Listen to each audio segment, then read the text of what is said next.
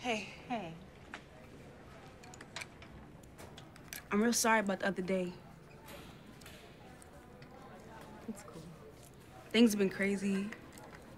But look, I'm really sorry I bugged out. It's just I didn't know that you... I wasn't expecting that. First kiss?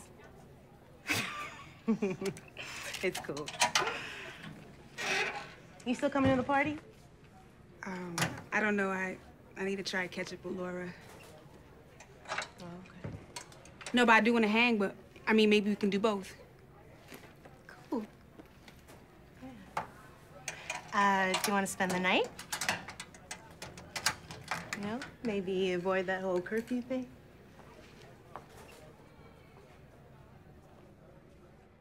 So, Adepero, really nice to meet you. Thank you so much. Oduye.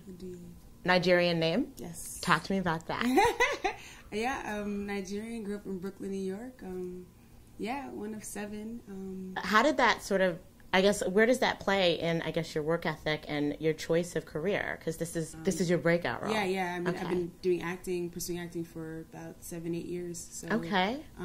Doing theater and TV, and it wasn't the original career plan. You know, that was expected. I was expected to be a doctor. I was gonna say, I know a lot of I'm first generation as well. Yes. And I know with a lot of first generationers, our parents appreciate the classic professions. Yes. So I like how you put it. Yes. Appreciate the classic profession. Yes. Yes, and being my a parents, product. Yes. Appreciated those professions very much. Mm-hmm. Yes. So how did they feel about you acting? Well, the reason why I became an actor is because my father passed away, and it was a wake-up call. And when I told my mother I was going to be an actor, she thought I went crazy. She said, because my father died, you know, I was like, something flipped. And so she was like, oh, it's just a phase. You'll be, and I'm like, I'm not crazy. This is not a phase. I'm really clear. Like, this is a good thing, you know? Because this is what I really want to do.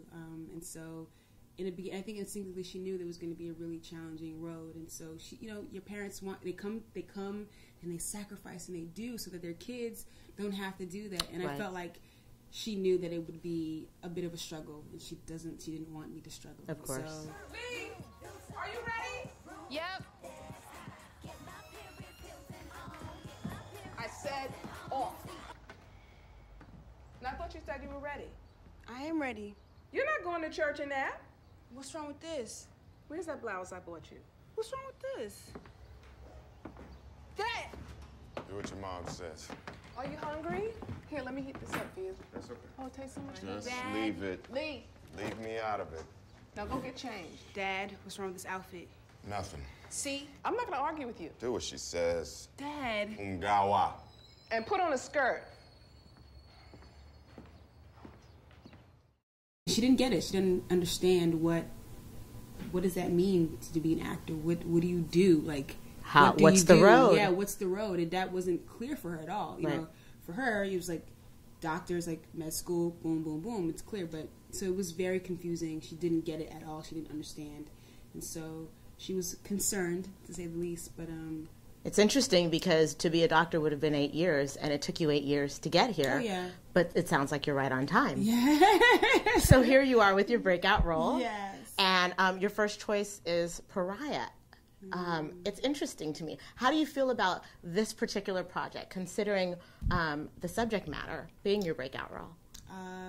There's nothing to consider. I mean, it was, you know, as an actor, you want to play roles and be part of films that are juicy and meaty, something to sink your teeth in. And yes. I got such a gift in Pariah because I was able to do that, really exercise all of my, I don't know, acting chops, and just, yes, you know, just really inhabit a fully formed character. Right. I mean, a testament to Dee and her writing, and I mean, it just was a wonderful experience in of itself. And it is layer upon layer. I mean, you were talking about an African-American family, which we know that the African-American community tends to be even more conservative than a lot of other communities.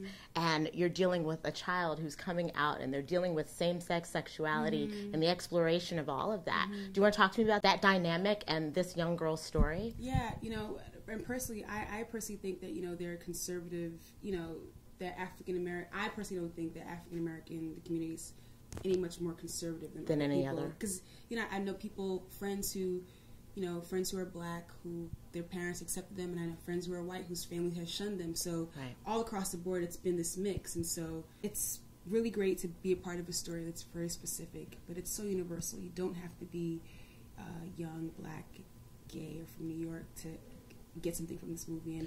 And just everything that's happened since the beginning of the year, since it came out in Sundance, and talking with all kinds of people, and how their minds have just opened up a bit, you know, whether they're religious or whether they're, you know, they're not really approving of LGBT, you know, issues in people. It's just witnessing the power of film at first hand, and how film can just, by telling one story, it just shows that we're all more similar than we are different. You spoke about the approachability or the connectability of this film.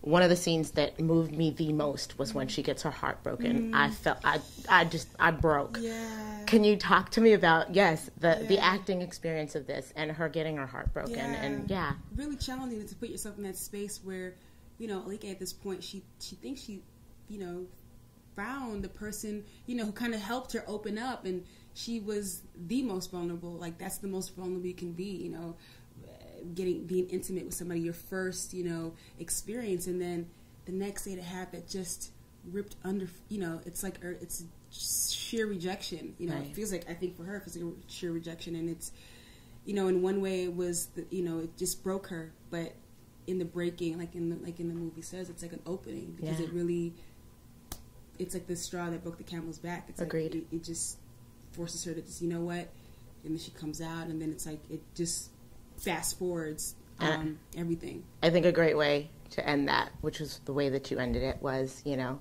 I'm not running, I'm choosing. Yeah. I've been accepted into a early college program. Starts in the spring. It's in Berkeley. It's a 10-week writing workshop, boot camp. Then I could start summer semester. We can talk about that, okay? I need you to meet with my guidance counselor so you can sign the paperwork so I can graduate early. I'm sorry, all right? I'm sorry I let her hurt you. I just need to know if you sign the paperwork, yes or no. Can you forgive me? Yes or no. You can always come back home. Things are gonna be different, I promise Dad, you. I'm not running. I'm choosing.